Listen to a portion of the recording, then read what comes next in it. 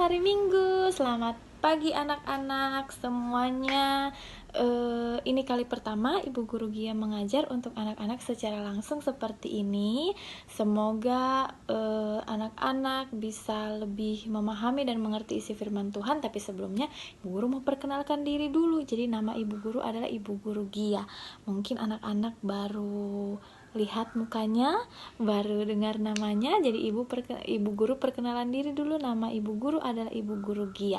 Oke, dan kita akan sama-sama mendengarkan firman Tuhan di minggu pagi hari ini. Tapi sebelumnya, supaya lebih semangat, kita harus dulu menyanyikan satu lagu. Nah, untuk mengawali kelas sekolah minggu kita pagi hari ini, kita sama-sama dulu nyanyikan Betapa Baiknya Engkau Tuhan. Pakai gaya yang ceria, yang energik, yang semangat. Oke, sama-sama ya. Tepuk tangan dong.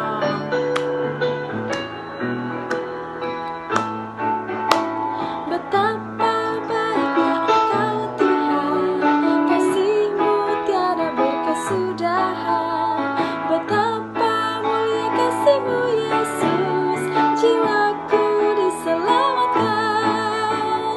Hosana ku memuji Tuhan, Hosana ku tinggikan Yesus. Hosana, Hosana, Hosana. Yeay. Nah, sebelum kita baca firman Tuhan hari ini di minggu pagi hari yang cerah ini, Ibu Guru mau ajarkan dulu satu lagu untuk anak-anak semua. Jadi Ibu Guru punya lagu baru. Mungkin anak-anak sudah ada yang hafal, sudah ada yang pernah dengar, atau mungkin lupa-lupa, atau mungkin yang sama sekali belum tahu. Jadi judulnya adalah Alkitab Buku Terindah. Ibu Guru nyanyikan untuk kalian, nanti kita ulang. Terus kalau sudah ada yang hafal, kita nyanyikan sama-sama. Oke? Kita mulai ya.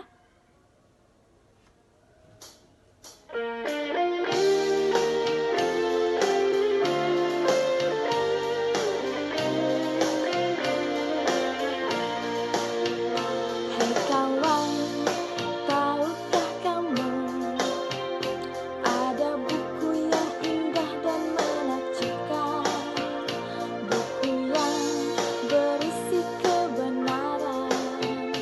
Alkitab itulah namanya. Alkitab buku terindah, surat cinta dari Tuhan untukku dan untukmu dan semua orang. Alkitab buku terindah, ceritakan keselamatan karya Tuhan Yesus yang mulia. Kita ulang ya, sama-sama ya. Ulang ya, sama-sama ya. Hai kawan, tahukah kamu ada buku yang indah dan menakjubkan, buku yang berisi kebenaran. Alkitab itulah namanya. Sama-sama. Alkitab buku terindah, surat cinta dari Tuhan untukku dan untukmu dan semua orang. Alkitab buku terindah, ceritakan keselamatan karya Tuhan Yesus yang mulia. Alkitab buku terindah, surat cinta dari Tuhan untukku dan untukmu dan semua orang. Alkitab buku terindah, ceritakan keselamatan karya Tuhan Yesus yang mulia. Karya Tuhan Yesus yang mulia. Karya Tuhan Yesus yang mulia.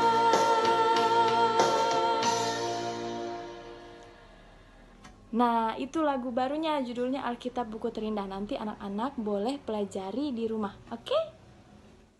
Sebelum kita membaca dan merenungkan firman Tuhan, sebelum Ibu Guru mau ceritakan tentang pelajaran firman Tuhan di minggu pagi hari ini, kita berdoa dulu untuk pembacaan firman Tuhan supaya anak-anak bisa mendengar dan anak-anak boleh mengerti apa yang Ibu Guru sampaikan tentang firman Tuhan di minggu hari ini. Kita berdoa, lipat tangannya, tutup matanya, kita berdoa. Bapa kami yang makasih yang maha murah, terima kasih di minggu pagi hari yang cerah ini kami boleh bersekutu kembali walaupun hanya bertatap muka ya Tuhan, tetapi kami yang mengikuti ibadah saat ini kami telah siap untuk mendengarkan firman Tuhan. Kiranya Tuhan Yesus mau memberkati hati dan pikiran kami, jangan biarkan iblis selalu lalang di sekitar kami ngajak kami untuk tidak mendengarkan apa yang dikatakan oleh Ibu Guru. Kiranya kami boleh konsentrasi dan firman-Mu ya Tuhan boleh kami dengarkan, boleh kami lakukan di dalam setiap hari di dalam kehidupan kami. Engkau memberkati Tuhan Yesus, anak-anak kami yang akan mendengarnya, biarlah mereka boleh menjadi teladan, boleh menjadi anak-anak yang takut akan Engkau, dan mereka semakin Engkau berkati. Terima kasih Tuhan Yesus, kami menyerahkan jam ibadah kami ini ke dalam tangan pengasihan-Mu. Dalam Tuhan Yesus kami telah siap mendengar firman-Mu. Haleluya, sama-sama katakan amin. Selamat pagi anak-anak semua. Hari ini, minggu pagi ini, kita mau dengar cerita tentang Hizkia, hamba Allah yang namanya Hizkia. Ibu Guru kasih lihat dulu ya. Gambarnya Hizkia itu yang mana? Yang ini dia. Ini namanya Hizkia. Jadi Hizkia ini adalah orang yang sangat percaya sama Tuhan Yesus. Dia itu orang yang taat, yang selalu dengar-dengaran sama Tuhan Yesus. Tapi Hizkia ini punya ayah. Ayahnya Hizkia namanya Raja Ahaz. Jadi Hizkia ini adalah anak raja dia ini. Tapi bapaknya Hizkia ini, Raja Ahaz, dia ini orang yang jahat. Jadi dia ini tidak percaya sama Tuhan.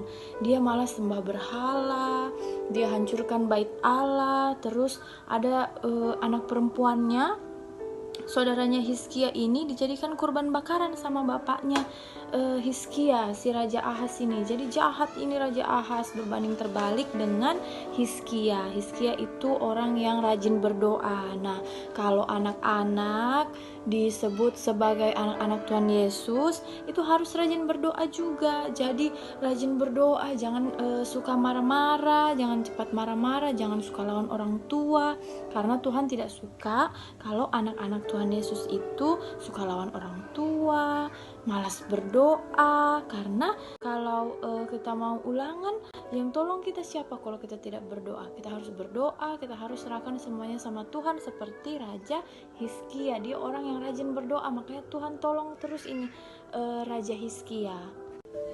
Nah, jadi kita mau buka dulu di 2 Tawarik pasal 29. Itu ada cerita tentang Raja Hizkia. Nah, jadi Raja Hizkia ini pada waktu jadi raja itu keadaan Yehuda itu sangat buruk. Jadi buruk sekali pas Hizkia jadi raja, karena bapaknya, ayahnya Hizkia itu yang namanya Raja Ahaz pernah menutup bait Allah. Jadi pernah ditutup bait Allah karena ini bapaknya Hizkia ini jahat sekali. Dia tidak percaya sama Tuhan, dia tutup bait Allah. Terus tapi Hizkia lah yang membangun kembali bait Allah tersebut dan memimpin orang-orang untuk kembali menyembah kepada Allah, kepada Tuhan Yesus, dan tidak menyembah yang bukan Tuhan. Jadi raja yang jahat itu pernah mengorbankan putranya sebagai korban bakaran. Jadi saudaranya Hizkia itu pernah dijadikan korban bakaran sama Raja Ahaz ini, bapaknya Hizkia ini, karena ada perjanjiannya dengan Raja Asyur. Jadi ini saudaranya Hizkia ini dijadikan korban bakaran. Bayangkan, dia sudah tidak menyembah Tuhan, dia tidak rajin berdoa, dia tidak percaya sama Tuhan, bahkan anaknya sendiri dia jadikan korban bakaran. Pun mereka ini tidak menyembah Tuhan, mereka jahat, mereka menyembah ilah-ilah lain. Terus Raja Ahaz ini menghancurkan bait Allah, tapi Tuhan Yesus tetap mengasihi mereka. Jadi Hizkia ini diberikan kepada mereka menjadi raja agar semua orang-orang yang berbalik tidak menyembah Tuhan itu kembali menyembah Tuhan. Nah, Hizkia ini punya beberapa hal yang dilakukan untuk membuat orang-orang ini yang tidak percaya sama Tuhan itu berbalik menyembah Tuhan. Nah, kita mau lihat satu-satu apa yang dilakukan Raja Hizkia untuk membantu orang-orang yang berbalik kepada Tuhan, ya. Nah, sekarang anak-anak dilihat dulu. Ini ada lembarannya, ya. Lembaran Hizkia percaya kepada Tuhan, aktivitas murid pelajaran 6. Coba dilihat dulu. Nah, itu dipasangkan ayatnya. Nah, Ibu Guru bacakan ya. Bagaimana Hizkia memimpin orang Yehuda untuk menyembah dan menaati Allah? Cari dan bacalah ayat-ayat di bawah ini. Pasangkan setiap ayat dengan kalimat yang menunjukkan apa yang dikatakan oleh ayat tersebut. Nah, yang pertama itu 2 Tawarik 29 ayat 3. Dibuka dulu Alkitabnya, 2 Tawarik 29 ayat 3. Kalau sudah didapat, dibaca ya. Ini Bu Guru bacakan. 2 Tawarik 29 ayat 3. Pada tahun pertama pemerintahannya, dalam bulan yang pertama, ia membuka pintu-pintu rumah dan memperbaikinya. Jadi yang mana di sini isi ayatnya, pasangannya dari 2 Tawarik 29 ayat 3, yang mana? Yang A, yang B, atau yang C? Jadi jawabannya itu yang C.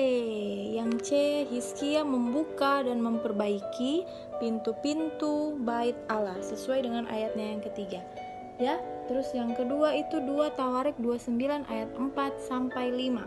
Dibaca lagi 2 Tawarik 29 ayat 4 sampai 5.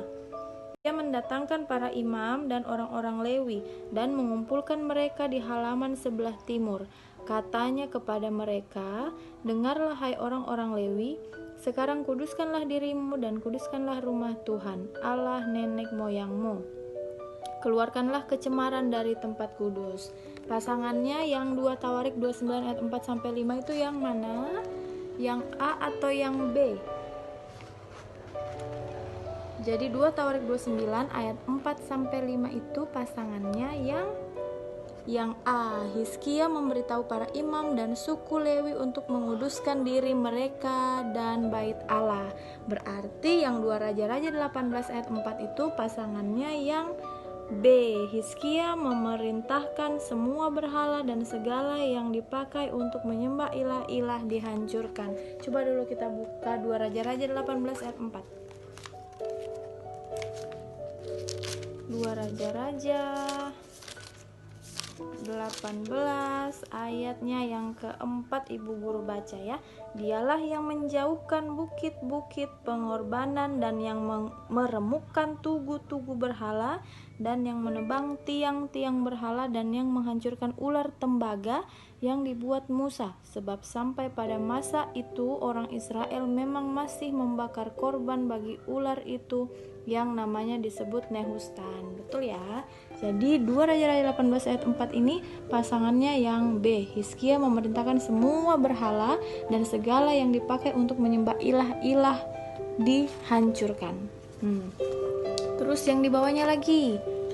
Menurut kalian, mengapa Hizkia tidak mau membayar pajak kepada Raja Asyur? Nah, ditandai jawaban yang benar. Boleh dibulat-bulatkan di sininya, boleh juga di checklist dikasih tanda benar, boleh.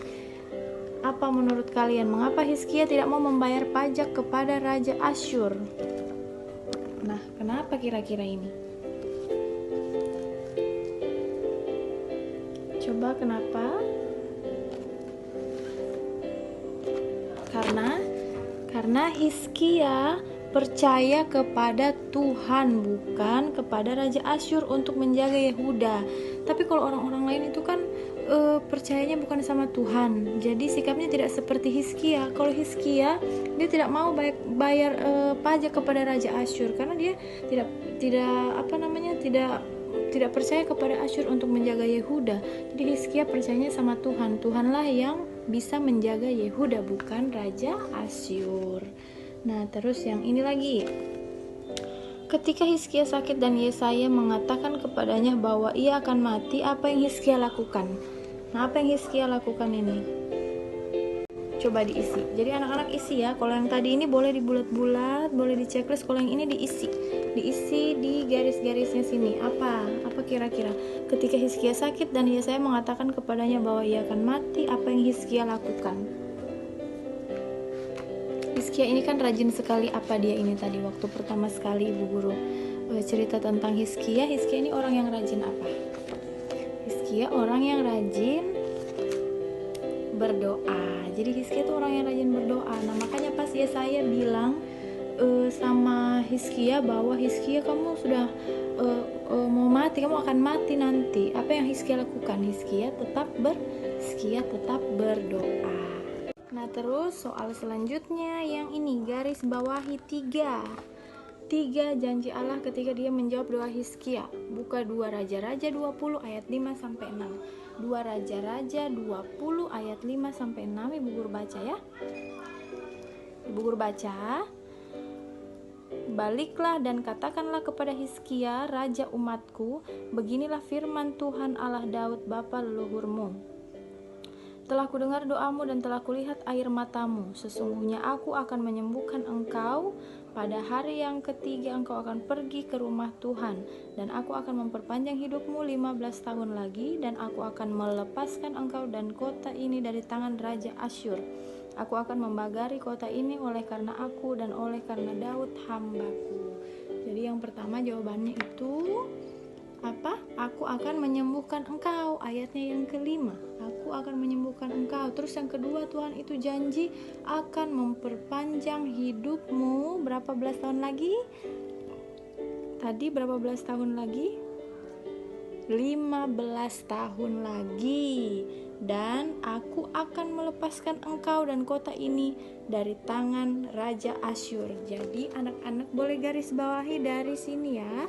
Dari kata aku akan menyembuhkan engkau, terus digaris sampai dengan janji yang ketiga di bawah. Oke? Nah, kita lanjut lagi. Di bawahnya lagi, yang ini.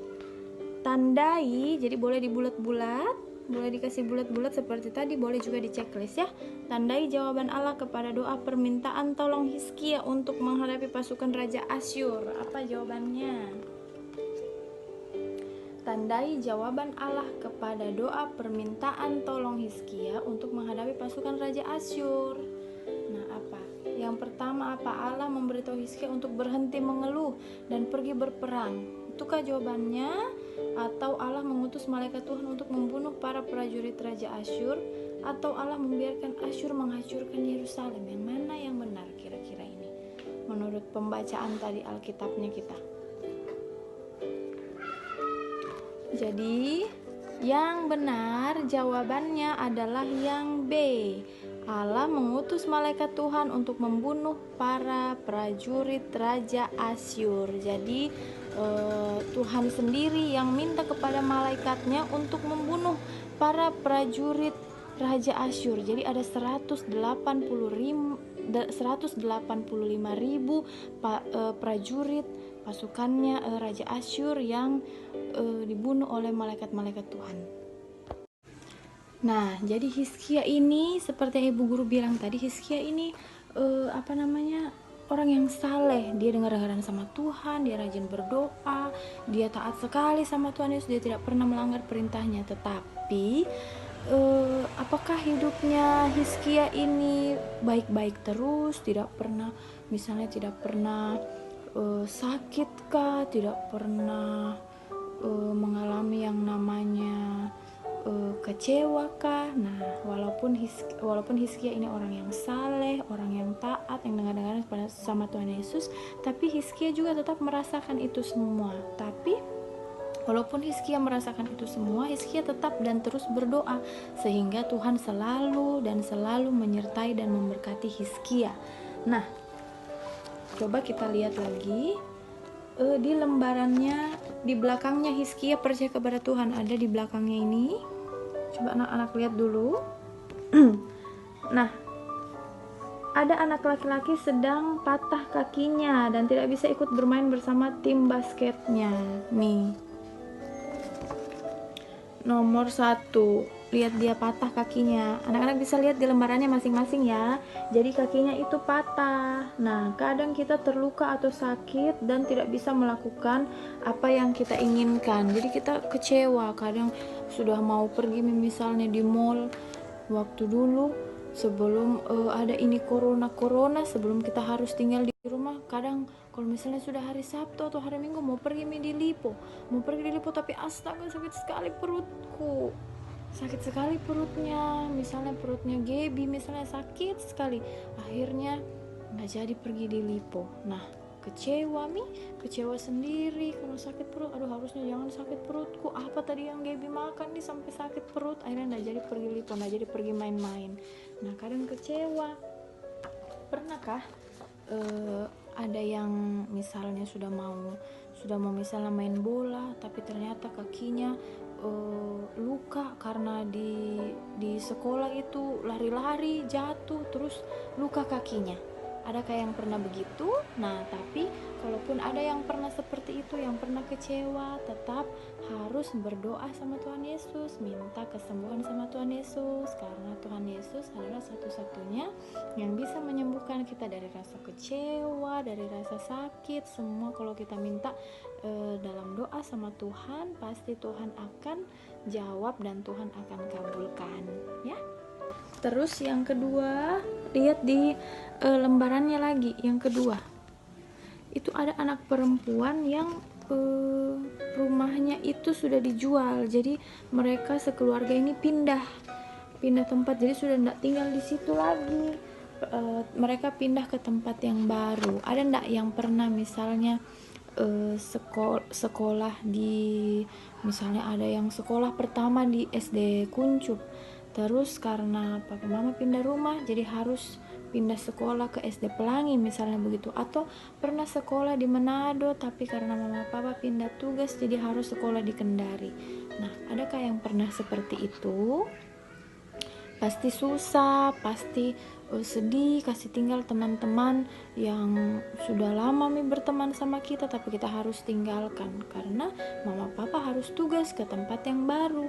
Tapi walaupun kita tinggalkan teman-teman, kita rasanya susah lagi mau berteman lagi dengan orang yang baru, tapi kita tetap harus percaya sama Tuhan kalau di tempat kita yang baru pasti juga ada teman-teman yang baru, pasti ada temannya mama papa yang baik-baik, dan mereka semua adalah perpanjangan tangan Tuhan untuk menjadi penolong kita di sekitarnya kita, di sekolah kah, kantornya mama papa kah, di rumah kah. Jadi kalaupun kita pindah sekolah, kita merasa kecewa karena kita harus ikut mama papa pindah tugas, pindah kerja, tapi kita harus percaya bahwa orang-orang yang akan kita temui nanti adalah orang-orang yang juga diberkati Tuhan dan akan menjadi perpanjangan tangan Tuhan untuk menolong kita di tempat yang baru. Nah, terus ini yang ketiga itu ada anak yang omanya lagi sakit, neneknya lagi sakit. Adakah yang pernah di sini neneknya lagi sakit terus dia rawat, atau mungkin ada kalau yang ini dia masih bisa dirawat, tapi kalau misalnya yang omanya misalnya jauh, misalnya omanya Gaby di Manado, Gaby tidak bisa rawat padahal oma lagi sakit atau opa lagi sakit, pasti Gaby sedih sekali karena Gaby tidak bisa rawat langsung, tidak bisa hibur langsung omanya. Padahal mungkin kalau ada Gaby di situ, oma lebih terhibur karena Gaby bisa menghibur secara langsung. Tapi jangan lupa walaupun jauh ataupun dekat, siapapun yang sakit di sekitar kita, bahkan mungkin bukan keluarganya kita tahu temannya kita sakit, kita tetap harus seperti Hizkia, rajin berdoa karena yang mampu menyembuhkan cuma Tuhan Yesus. Jadi Hizkia itu rajin berdoa, makanya hidupnya selalu diberkati Tuhan.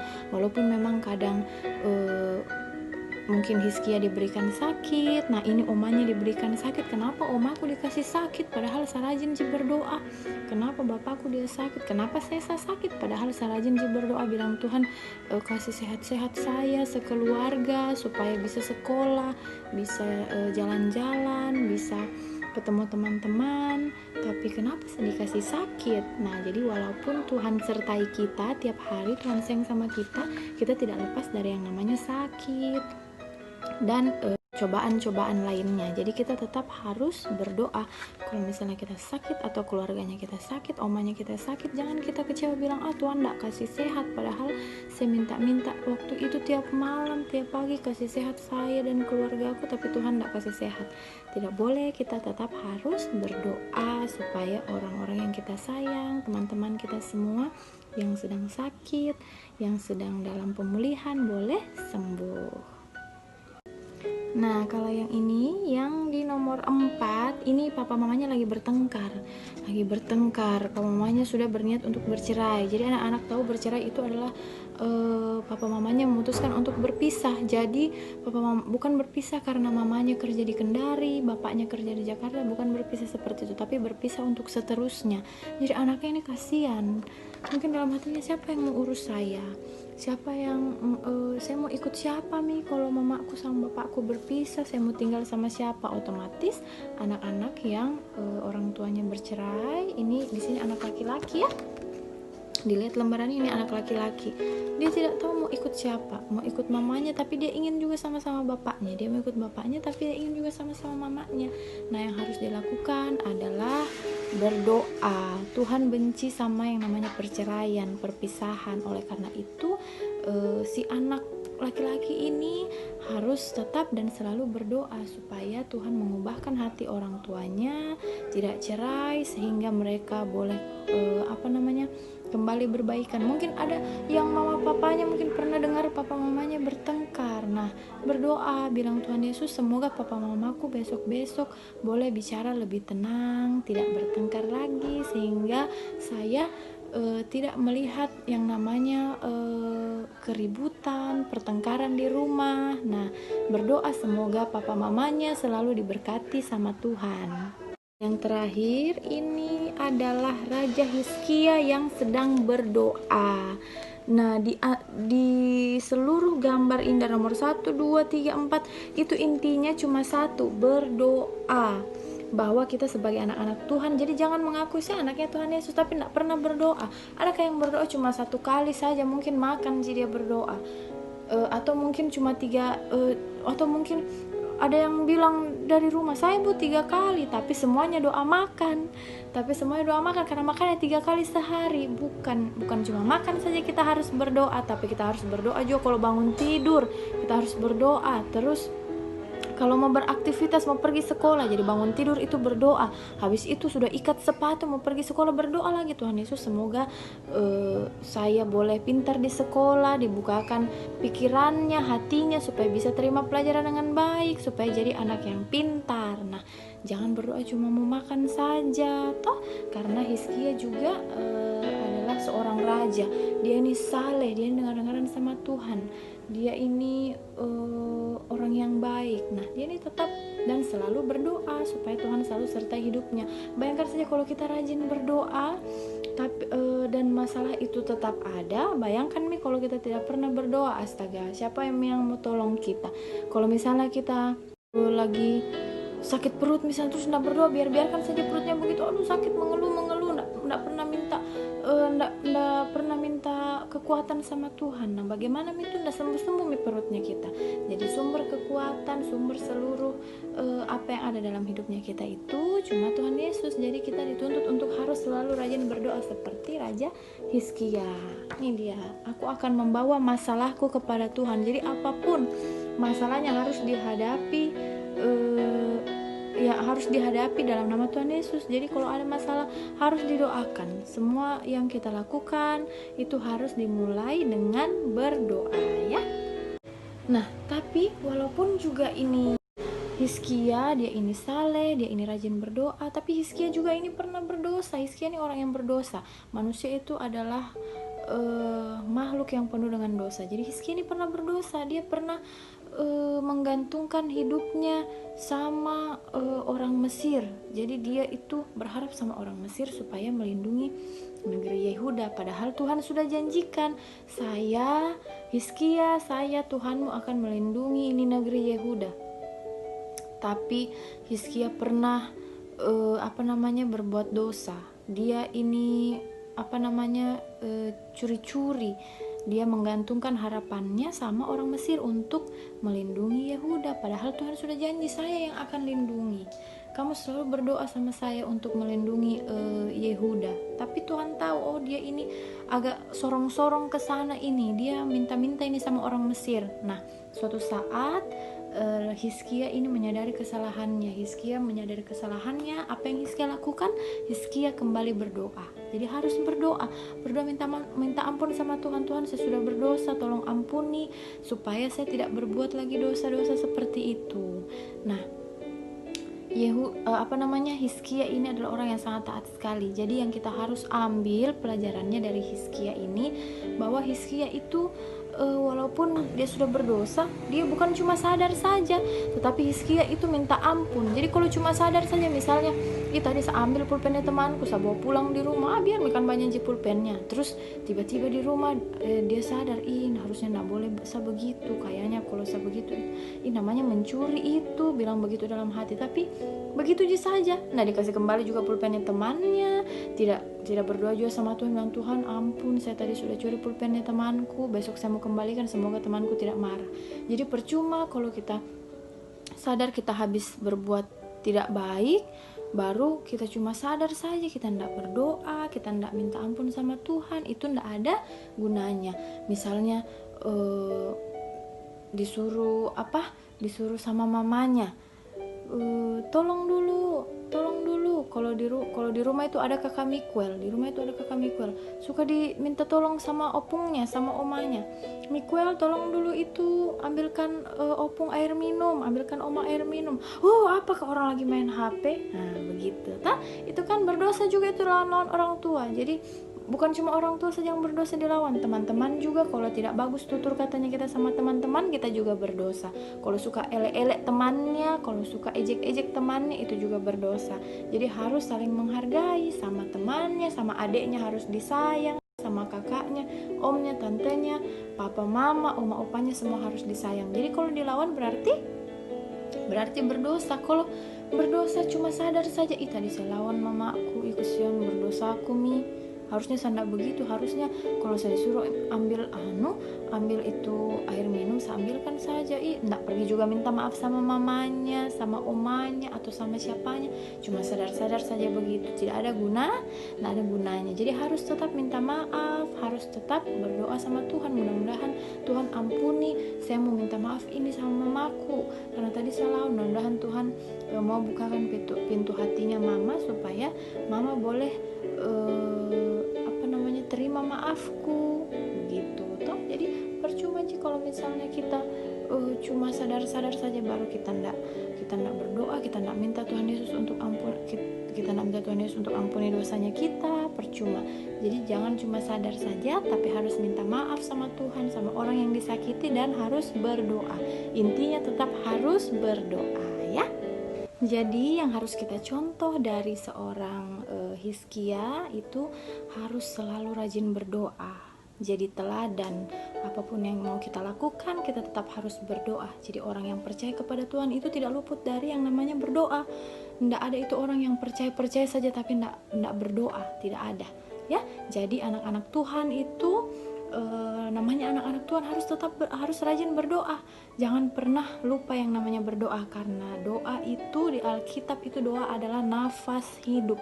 Bayangkan saya kalau kita tidak bernafas, misalnya 3 detik tidak bernafas, setengah mati toh. Nah begitu juga hidupnya kita setengah mati pasti kalau tidak berdoa, ya. Karena doa itu sumber dari segala-galanya. Tuhan Yesus itu senang kalau kita berdoa. Artinya Tuhan Yesus itu merasa, berarti saya ini penting sekali, kesian dia datang-datang terus sama saya, minta saya untuk kasihkan mama papanya sehat kuat, minta saya untuk sembuhkan omanya. Jadi Tuhan Yesus itu senang sama anak-anak yang suka berdoa. Bayangkan saja kalau misalnya kita tidak pernah bicara sama bapaknya kita, ini anakku kenapa tidak pernah bicara sama saya, dia tidak sayangkah saya? Toh sama seperti itu ya, Tuhan merasa, apakah ini anakku, dia tidak sayangkah sama saya, dia tidak pernah berdoa, sapa-sapa saya, tegur-tegur saya, dia tidak pernah berdoa, jarang sekali dia berdoa, mungkin dia tidak sayang sama saya, ya. Jadi Tuhan Yesus itu senang sama orang-orang yang suka berdoa. Tuhan Yesus itu sayang sama orang-orang yang suka berdoa. Jadi kita tetap harus selalu berdoa supaya kita selalu dekat dengan Tuhan Yesus, ya. Oke anak-anak, sekarang waktunya kita memberikan persembahan kita. Jadi sambil anak-anak di rumah masing-masing memberikan persembahannya, sama-sama juga kita nyanyikan lagu Bawa Persembahanmu. Sama-sama kita nyanyikan ya.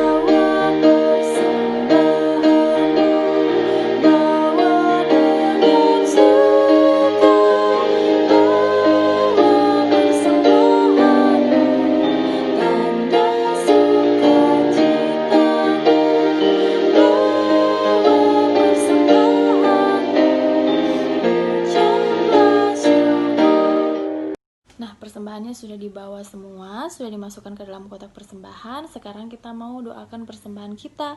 Dan mungkin teman-teman kita ada yang dalam kelemahan tubuh, yang sedang sakit. Mari kita doakan juga bersama-sama ya. Ibu Guru akan pimpin doa persembahan dan doa syafaat kita kali ini. Mari satukan hati dan pikiran kita semua. Kita tutup mata, kita lipat tangan, kita berdoa.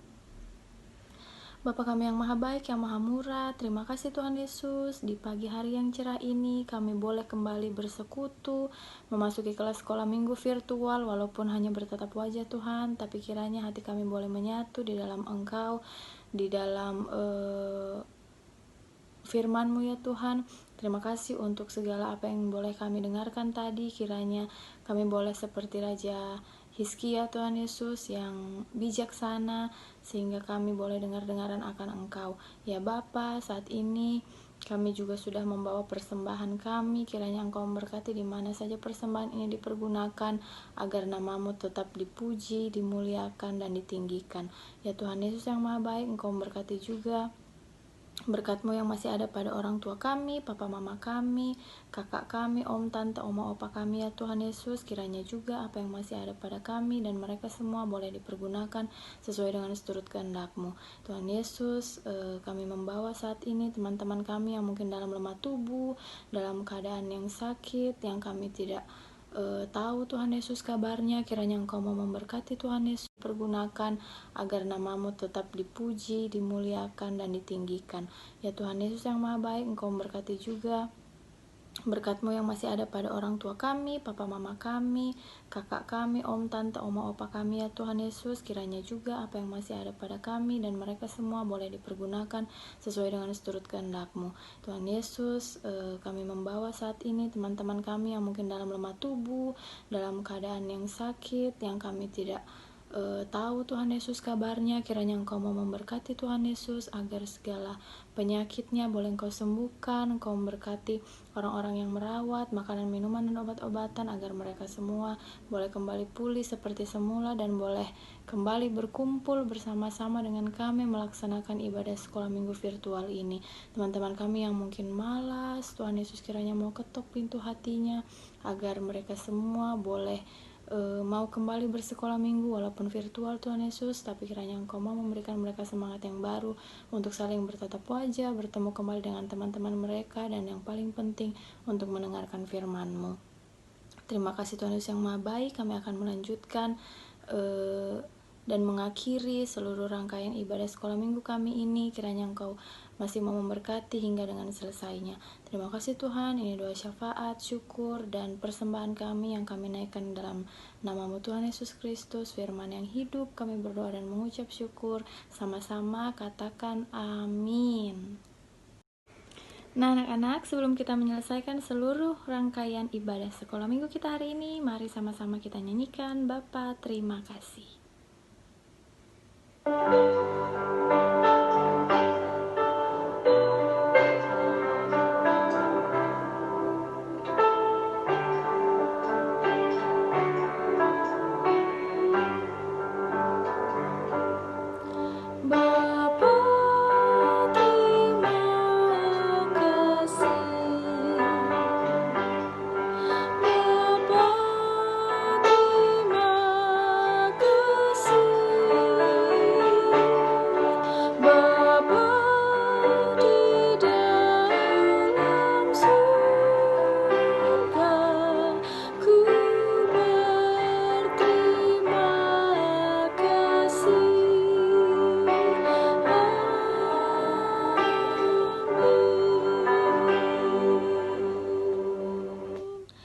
ibadah sekolah minggu kita hari ini sudah selesai. Semoga Tuhan Yesus memberkati ibu guru dan anak-anak semua boleh selalu dan senantiasa sehat. Sampai ketemu di minggu berikutnya. Shalom.